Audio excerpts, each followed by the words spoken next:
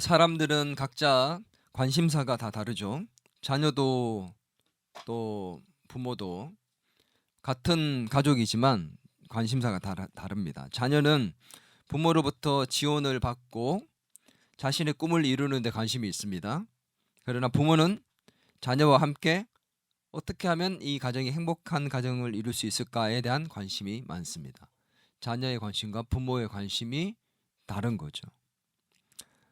이처럼 같은 관계망 안에 있음에도 불구하고 관심사는 차이가 난다는 것을 우리가 알 수가 있습니다. 하나님과 우리와의 관계도 마찬가지입니다. 우리는 하나님께서 주시는 복, 성공, 나의 문제의 해결에 관심이 많지만 하나님은 그 하나하나보다 하나님께서 장차 이루실 그 하나님 나라에서 하나님의 백성들과 자녀들과 함께 영원히 거하는 것에 더 큰 관심이 있다는 겁니다. 그래서 성경은 나 개인의 구원만 가지고 다루지 않습니다. 우리 개개인의 구원도 중요하게 다루지만 더 중요하게 다루는 것은 구원받은 백성들과 함께 이루실 하나님의 나라에 대해서 더 관심을 갖고 다루고 있다는 것이죠. 그래서 예수님의 모든 그 비유와 가르침, 그 초점들도 보면은 다 하나님 나라에 대한 그 관점과 초점을 가지고 있다는 것을 알 수 있습니다. 예수님은 사역 초기부터 하나님 나라에 대해서 가르치셨고 전하셨습니다. 그런데 그 하나님 나라를 본 사람이 아무도 없었고 하나님 나라를 알지 못했기 때문에 그 가르침에 대해서 사람들이 이해를 할 수가 없었어요. 그래서 예수님이 선택하신 가르침의 방법이 뭐였을까요? 그렇지, 비유. 이 땅의 사람들이 보고 듣고 느낄 수 있었던 것들을 가지고 하나님 나라는 이런 것이다라고 비유로 설명을 해주셨다는 거죠. 그래야지만 사람들이 하나님 나라가 어떤 것인지를 생각해 볼 수 있으니까. 그래서 많은 이제 부분에 성경은 비유로 설명이 되어 있습니다. 그 중에 한 가지가 오늘 바로 이 등불 비유예요. 하나님 나라에 대한 비유를 이 등불의 비유로 또다시 설명을 해주셨습니다. 하나님 나라가 어떤 곳인지, 어떻게 갈 수 있는지, 어떤 사람들이 가는지 뭐 이런 내용들이지만 오늘 본문 또한 이 등불의 비유 또한 하나님 나라에 대한 말씀인데 비유인데 예수님께서 등불의 비유를 통해서 하나님 나라에 대해서 무엇을 말씀하시고 싶었던 것일까? 등불 비유, 이걸 통해서 무엇을 말씀하시고 싶었던 걸까? 그래서 오늘 이 말씀 속에서 오늘 우리에게 주시는 하나님의 귀한 음성을 들을 수 있기를 바랍니다. 특별히 오늘 이 말씀 속에서는 저는 지쳐있는 우리에게 여러 가지 삶의 여러 어려운 문제들이 해결되지 않고 여전히 남아있는 것 같고 하나님께서 우리에게 주신 그 뜻이 감추어져 있는 것 같은 이런 답답한 상황 속에서 시간이 오래됨으로 말미암아 기간이 오래 지나고 그럼에도 불구하고 문제가 해결되지 않아서 지칠 대로 지쳐있는 우리에게 주시는 위로와 또 격려의 메시지라고 저는 생각합니다. 이 등불 메시지를 통해서 그런 지친 우리에게 하나님이 주시는 위로와 격려의 그 음성이 들려올 수 있기를 주의 이름으로 축원합니다. 네. 이 등불 비유, 먼저 예수님은 이 등불 비유에서 등불의 위치에 대해서 먼저 말씀하셨습니다. 한번 볼까요? 8장 16절입니다. 시작. 누구든지 등불을 켜서 그릇으로 덮거나 평상 아래 두지 아니하고 등경 위에 두나니 이는 들어가는 자들로 그 빛을 보게 하려 함이라. 평상이 뭐냐면 이 앉는 그 자리를 얘기하는 게 아니라 침대와 같은 그런 걸 의미하는 거예요. 침대라고 생각하시면 되겠습니다. 등불은 그릇 속에 넣어 둔다든지 그릇으로 덮어 둔다든지 아니면 침대 아래 두는 것이 아니라 등경은 뭐냐면 촛대 위에다가 두어서 그 빛이 환하게 드러나고 결국 그것을 사람들이 볼 수 있도록 만들기 위한 것이다. 촛불을 켠다는 것이 보세요. 초를 켜고 난 다음에 그릇으로 덮어놓으면 그게 무슨 의미가 있습니까? 그죠? 침대 밑에다 숨겨놓으면 무슨 의미가 있어요? 침대 타버립니다. 예. 촛불을 켰을 때는 그것을 켜가지고 사방을 밝히기 위한 것이고 또 사람들이 다 볼 수 있도록 만들기 위해서 킨 것입니다. 오늘 이 말씀이 도대체 이 등불의 위치를 얘기해 주고 있는데 어디에 두라고 얘기했죠?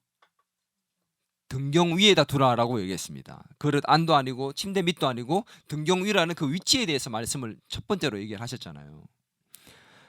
도대체 무슨 말씀일까? 말씀을 자세히 보면 등불이라고 했습니까? 등불을 켜서라고 했습니까? 이게 등불이라고 얘기해도 말이 맞을까요? 틀릴까요? 등불이라고 해도 어색하지 않습니다. 보세요. 누구든지 등불을 그릇으로 덮거나 평상 아래 두지 아니하고 등경 위에 두나니라고 얘기를 해도 어색하지가 않습니다. 근데 등불을 뭐 했다고요? 켜서라고 얘기를 하고 있습니다. 자, 그렇다면 등불은 뭘까요? 여기서 말하는 예수님 말씀하신 그 비유, 등불 비유의 등불은 뭘 비유한 걸까요? 등불은 예수님께서 전하셨던 하나님 나라에 대한 복음의 메시지, 복음의 말씀. 등불이라는 것은 예수님이 전했던 복음의 말씀, 하나님의 말씀, 하나님 나라와 관계된 하나님의 말씀을 바로 등불이라고 비유하고 있습니다. 그리고 그렇다면 등불을 켰다라는 의미는 뭘까요? 그렇지. 등불을 켰다라는 것은 그 예수님이 전하신 하나님의 말씀을 들었다라는 것을 등불을 켰다라고 얘기를 하는 것입니다.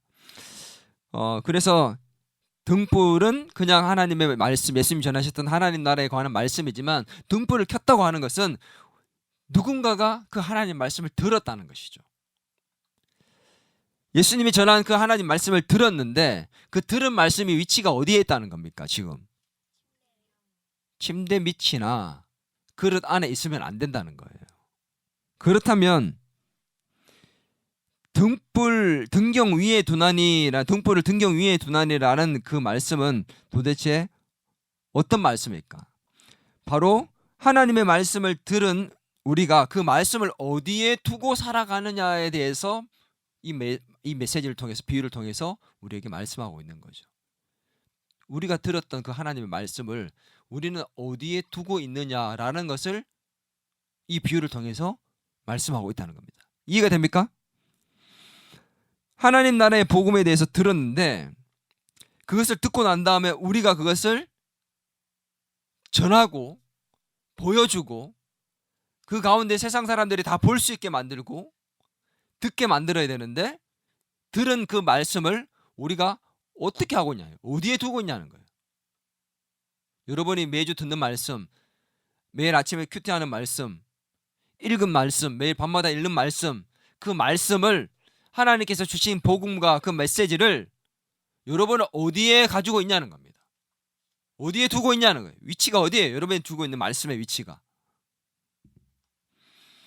너무 바쁘다는 핑계로, 사는 것이 힘들고 어렵다는 이유로, 해결해야 될 문제가 많이 남아있다는 그 이유 때문에, 또 내가 혹시나 전하는 메시지나 말씀 때문에 관계가 깨어지고 불편해지고 어색해질까 싶어서 복음을 내 안에 그대로 가둬두고 있지는 않냐. 그릇에 덮어둔 것처럼 내 속에, 나라는 그릇 안에다가 복음의 메시지를 가두어 두고 있지 않는가.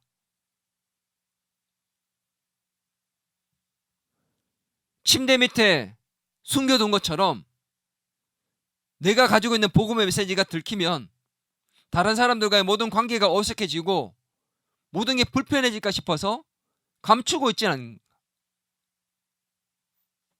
오늘 저와 여러분이 들은 켜진 등불의 그 위치는 어디에 있습니까?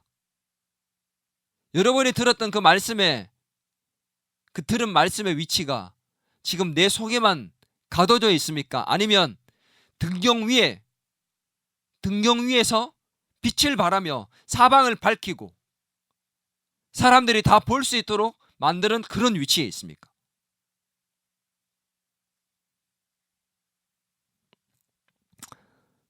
우리는 들은 말씀대로 살아야 합니다. 그래서 그 살아가는 모습을 통해서 사람들이 우리를 통해 복음의 빛을 볼 수 있어야 됩니다.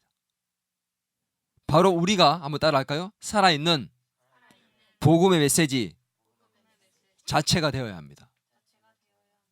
우리가 들은 말씀대로 살아낼 때 그 살아내는 모습을 사람들은 보게 되고 그 모습이 바로 복음 자체가 되는 겁니다. 아멘. 그게 바로 등경 위에 두는 거예요. 여러분이 들은 그 말씀을 등경 위에 둔다는 건 뭡니까? 사람들이 다 볼 수 있게 만드는 것, 내가 그 말씀대로 살아가는 것. 마태복음 5장 14절에 16절에 보면 그런 말씀이 있습니다. 너희는 세상의 빛이라. 이같이 너희 빛을 사람 앞에 비추게 하여 그들로 너희 착한 행실을 보고 하늘에 계신 너희 아버지께 영광을 돌리게 하라. 우리가 말씀대로 살아가는 모습 속에서 빛과 소금의 역할을 감당하고 그 속에서 하나님의 말씀을, 복음을 나타내고 보여줘서 빛처럼 행하라는 것입니다. 아멘. 복음은 우리의 삶의 모습을 통해 드러나야 하는 것입니다. 우리가 사는 것 자체가 살아있는 복음이 되어야 된다고 믿습니다. 직장과 가정에서, 친구들 앞에서, 동료들 앞에서 우리는 말씀대로 살아내고 사람들은 그 모습을 통해서 복음의 빛을 볼 수 있어야 된다고 믿습니다. 그리고 또 한 가지는 우리가 들은 그 하나님의 나라에 대한 말씀을 살아낼 뿐만 아니라, 한번 따라할까요? 내 입으로 전해야 합니다. 우리는 내가 부족하니까, 내 모습이 부끄러우니까, 또 내가 말 주변이 없으니까, 내 지식이, 성경적 지식이 부족하니까 라는 이 여러 가지 핑계로 말미암아 우리의 입으로 전하지 않습니다. 나도 제대로 못 사는데, 내가 지식이 별로 없는데 잘못 전했다가 막히면 어떡하지? 우리의 지식과 우리의 경험과 우리가 가진 스펙으로 그들을 설득할 수 있는 것도 아니고 복음을 전했을 때 그들이 예수를 믿게 되는 게 아닙니다. 성경은 얘기합니다. 너희가 전한 그 전도함으로 말미암아 구원받게 하기로 하나님이 작정하셨다고. 그 말이 무슨 말이냐면 우리가 전하면 들을 자는 듣고 구원받을 자는 구원받고 구원받지 못할 자들은 구원받지 못할 것은 이미 정해져 있기 때문에 너희는 전하라. 그러면 돌아올 자는 돌아온다는 겁니다. 아무리 우리가 정말 멋진 말로 지식적으로 성경적 지식을 풍부하게 가지고 잘 전해도 믿지 않을 자는 믿지 않고 그냥 교회 갈래? 예수님 한번 믿어볼래? 그럴 때 믿을 자는 믿는다는 겁니다. 우리가 전하지 않으면 그들을 찾아낼 수가 없어요.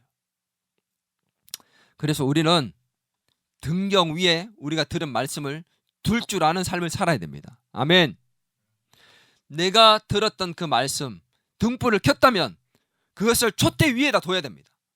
내 삶의 촛대 그 위에다 둬야 됩니다.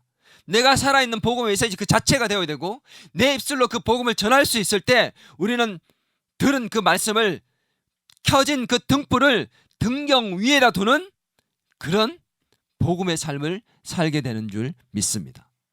저와 여러분의 삶이 우리의 삶을 통해서 우리가 들은 말씀을 세상이 다 볼 수 있는 위치에다 올려둘 수 있는 그런 복된 삶이 될 수 있기를 주의 이름으로 축원합니다.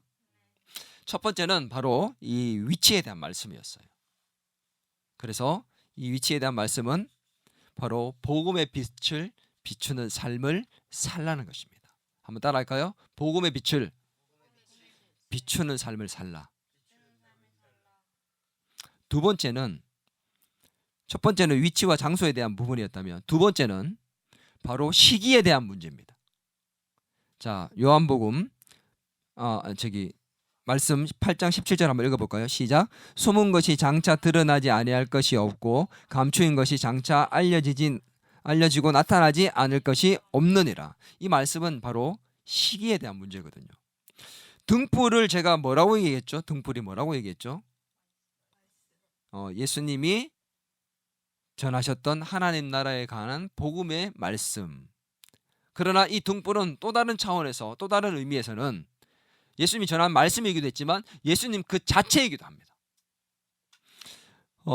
요한복음 8장 12절에 보면 한번 볼까요? 예수께서 또 말씀하여 이르시되 나는 세상의 빛이니 나를 따르는 자는 어둠에 다니지 아니하고 생명의 빛을 얻으리라. 예수님이 본인 스스로가 나는 빛이다라고 말씀하셨습니다. 생명의 빛이다. 예수님은 등불 비유를 통해서 본인이 지금 이 땅에 오심을 통해 지금 임하고 있는 하나님의 나라에 대해서 말씀하시고 싶은 거죠.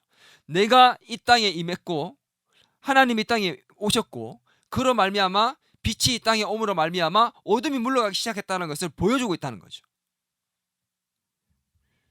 세상을 밝히기 위해서 오신 참 빛이다라고 말씀하셨습니다. 자, 그럼 보십시다. 예수님은 참 빛이에요. 빛 그 자체입니다. 생명의 빛입니다. 그 예수님이 이 땅에 오셨습니다. 그러면 예수님이 참 빛이 예수님이 이 땅에 딱 오시면 어둠은 어떻게 돼야 돼요? 쫙 물러가고 어둠은 없어져 버려야 돼요. 근데 문제가 뭔지 알아요? 참빛 대신 예수님이 이 땅에 오셨음에도 불구하고 여전히 어둠은 이 땅 가운데 남아있다는 겁니다. 이상하지 않습니까? 참빛이 오셨고 빛의 근원이신 예수님이 오셨다면 모든 게 다 물러가고 이 땅은 그냥 환하기만 해야 돼. 근데 예수님이 오셨던 그 당시에도 지금도 여전히 어둠의 영역이 남아있지 않습니까? 이상하지 않습니까?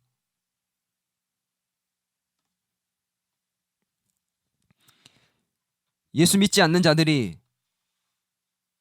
잘 되고 돈도 잘 벌고 성공하고 우리보다 더 잘 사는 것처럼 보입니다. 돈 많이 벌기 위해서 성공하기 위해서 적당히 속이고 타협하고 다른 사람을 짓밟고 그렇게 사는 사람들이 돈 더 잘 벌고 부족한 거 없이 사는 것처럼 보이고 쾌락을 누릴 것 다 누리고 자기 먹고 자기 배부름에 만족하면서 더 누릴 것이 없는가 생각하며 사는 사람들을 보면서 우리는 예수를 잘 믿고 신앙생활 열심히 하는데도 불구하고 늘 힘들고 어렵고 궁핍하게 살면서 우리 마음속에 늘 이런 마음이 있습니다. 왜 어둠의 영역이 우리의 삶에 여전히 남아있을까? 여러분, 이 마음은 우리에게 원망과 낙심으로 찾아오게 됩니다. 우리를 지치게 만듭니다. 열심히 기도하고 열심히 신앙생활하고 예배도 잘 드리는데 교회도 안 다니고 신앙생활도 하지 않고 자기 살고 싶은 대로 살면서 다른 사람 짓밟고 거짓과 쾌락 속에 사는 사람들은 왜 잘 되고 잘 먹고 잘 살고 돈도 많이 벌고 있는가? 우리를 지치게 만들고 원망하게 만들고 낙심하게 만들죠. 어둠이 여전히 존재하는 것처럼 보입니다. 그런 그들을 위로하는 메시지가 바로 오늘 8장 17절 말씀이에요. 한 번 더 볼까요?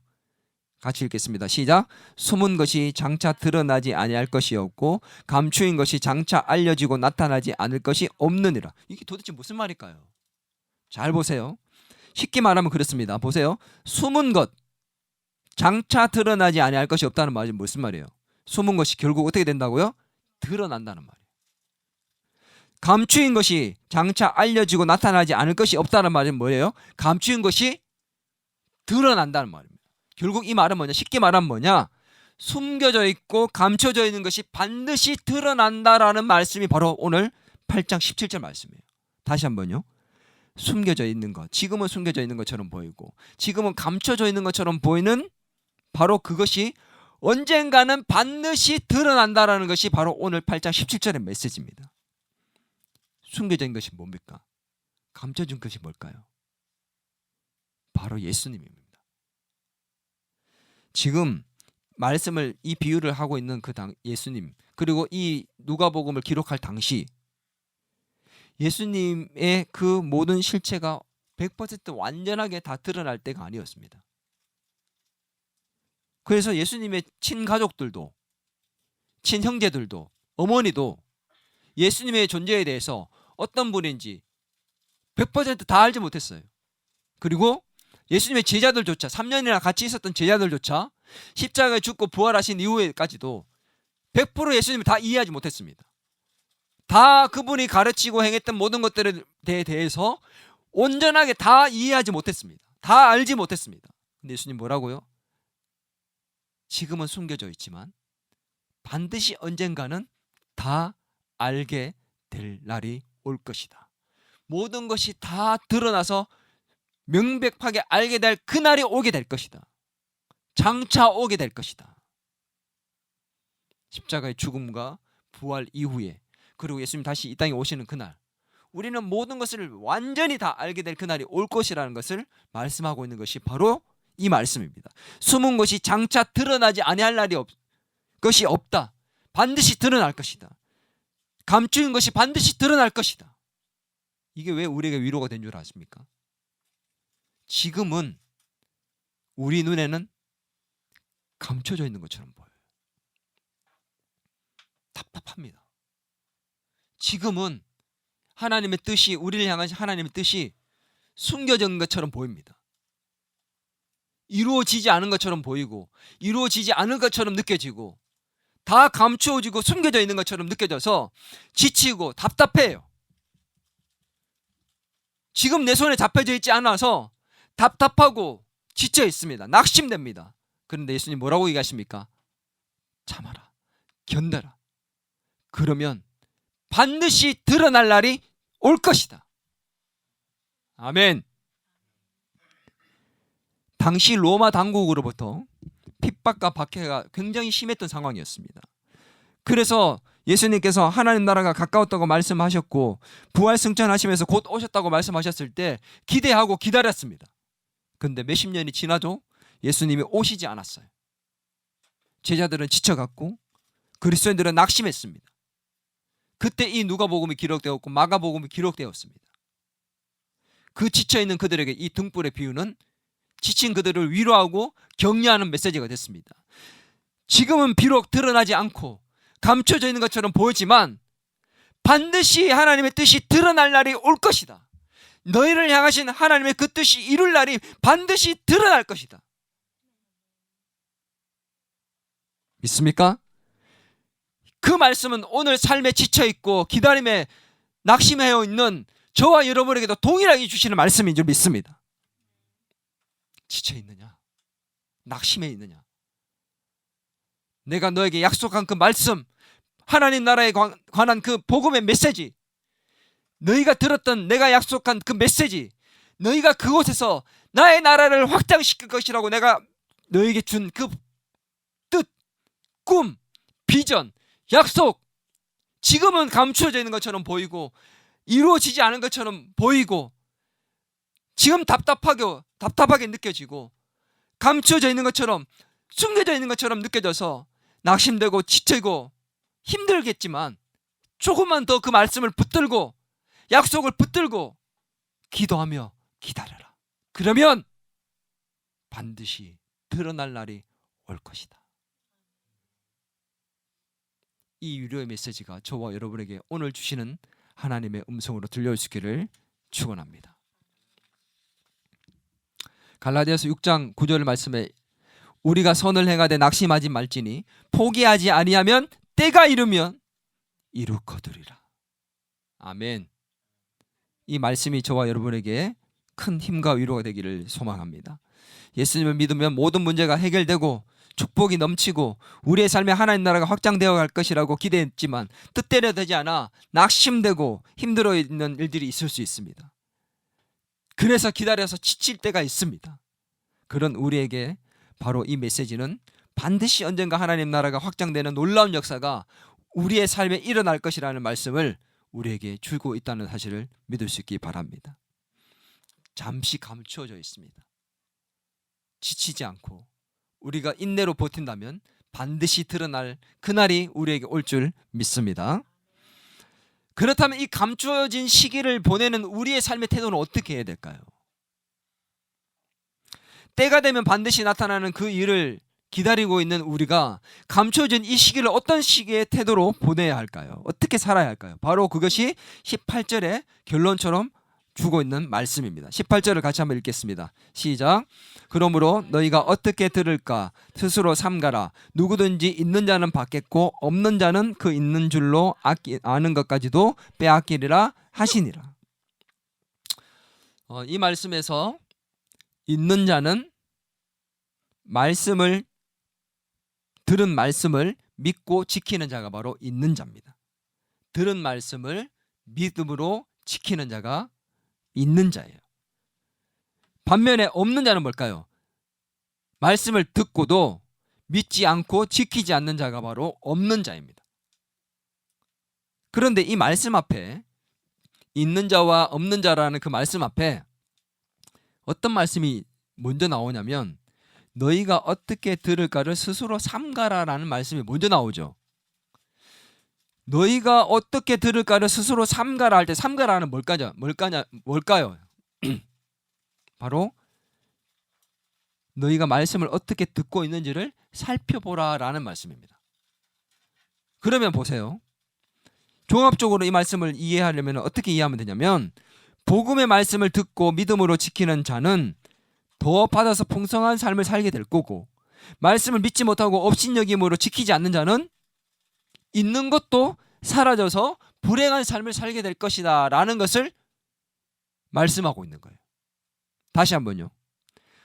복음 말씀을 들은 사람이 그것을 믿음으로 지키는 자는 더 많이 받고 풍성한 삶을 살게 되겠지만, 말씀을 듣고도 믿지 못하고 업신여기고 그대로 지키지 않는 사람은 들었던 것도 마저, 있는 것마저도 다 사라져서 불행한 삶을 살게 될 것이다. 그래서 뭘 하라는 거예요? 그래서 너희가 말씀을 듣고 어떻게 하고 있는지를 너희의 삶을 살펴보라는 것이 오늘 이 말씀의 결론입니다. 여러분, 들은 말씀의 위치가 어디냐? 첫 번째 위치였죠. 그 말씀을 어떤 삶의 태도로 지키고 있는가가 결론입니다. 그 삶의 태도에 따라서 이 지금 감추어져 있는 시기를 살아가는 우리가 어떤 자세와 태도로 말씀을 대하느냐에 따라서 더 풍성한 삶을 살 수도 있고 불행한 삶을 살 수도 있다는 겁니다. 감추어진 이 힘든 시기에 우리가 말씀을 듣고 믿음으로 지키면 풍성한 삶으로 갈 것이지만, 지키지 않으면 있는 것마저 빼앗겨서 우리는 불행한 인생을 살 수밖에 없다는 것이죠. 이해됩니까? 이것에 대해서 잘 보여주는 한 예가 바로 저는 다윗이라고 생각해요. 다윗이 사무엘 선지자로부터 기름 부음을 받아서 왕이 될 수 있도록 세움을 받을 수 있도록 기름 부음을 받았잖아요. 그러면 기름 부음을 받고 나왔으면 내가 이제 왕으로 세움을 받을 수 있는 기름을 부음 받았으니 이제 곧 왕이 되겠구나 생각하고 왕이 될 수 있는 준비들을 공부도 하고 또 검술도 배우고 그렇게 하면서 왕이 될 수 있는 모든 예의도 배우고 하면서 준비를 해 나가야 되는데, 다윗이 어떤 시간을 보냈습니까? 기름 부음을 받고 난 다음부터 정말 처절한 삶을 보냈습니다. 사울 왕으로부터 쫓겨다니면서 죽을 위기들을 거쳐가면서 심지어 다른 나라에 망명해서 미친 척하며 침을 질질 흘리고, 또 심지어 자기 조국과 전쟁을 벌일 그런 위기까지도 자기가 처하면서 가족과 자기 부하들의 모든 가족을 잃을 위기에까지 처해가면서 그 우여곡절 많은 힘든 삶의 과정들을 다 거쳐갔습니다. 무슨 시기예요? 감추어진 시기였습니다. 하나님 뜻이 드러나지 않은 시기였습니다. 약속의 말씀을 주셨지만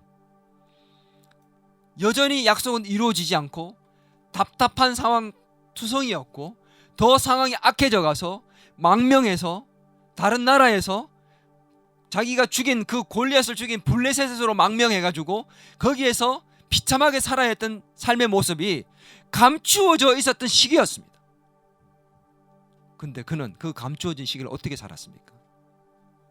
하나님의 말씀을 붙들고 지키기 위해서 몸부림치며 살았습니다. 결국 어떻게 해요? 그는 그 말씀을 지키기 위해서 사울 왕을 죽일 수도 있었지만 죽이지 않았잖아요. 말씀을 지키기 위해서 몸부림쳤잖아요. 결국 그 가운데 그 감추어진 시기를 잘 이겨내고 하나님께서 그를 드러내셨습니다. 어떻게 해요? 이스라엘의 왕으로 세우셨습니다. 할렐루야. 바로 그 감추어진 하나님의 뜻이 드러난 것입니다. 오늘 저와 여러분의 삶에 이런 놀라운 역사가 일어나기를 주의 이름으로 축원합니다. 지금은 내 삶에 감춰진 시기처럼 느껴지는 것들이 있을지 모릅니다. 기도해도 응답이 없는 것처럼 보이고 열심히 살았지만 열매가 없는 것처럼 느껴지고 내가 원하는 대로 이루어지지 않아서 지치고 지칠 대로 지쳐있는 모습들. 그러나 등불은 반드시 드러나게 될 줄 믿습니다. 우리 안에 심으신 그 말씀과 믿음의 씨앗이 반드시 열매를 맺어서 사방을 비추는 빛으로 드러나게 될 줄 믿습니다. 오늘 이스라엘의 왕으로 세움받았던 그 다윗처럼 우리의 삶에도 언젠가 하나님의 때에 빛으로 드러나는 놀라운 일을 경험하는 저와 여러분이 될 수 있기를 바랍니다. 지금 이 시간 말씀을 붙들고 인내하며 믿음으로 걸어가는 우리에게 그런 놀라운 일들이 일어나기를 소망합니다. 하나님 나라의 등불이 되어서 가정을 밝히고 일터를 밝히고 세상을 밝히는 그런 역사를 이룰 수 있는 저와 여러분이 되었으면 좋겠습니다. 지금은 지쳐있지만, 지금은 감추어져 있는 것처럼 느껴져서 답답하고 낙심되어 있지만, 그런 우리에게 예수님은 말씀하십니다. 숨은 것이 장차 드러나지 않을 것이 없고 감추인 것이 장차 알려지고 나타나지 않을 것이 없을 것이다. 이 약속의 말씀을 붙들고 다시 일어나 그 빛을 드러내는 저 여러분의 그런 삶이 되기를 주의 이름으로 축원합니다.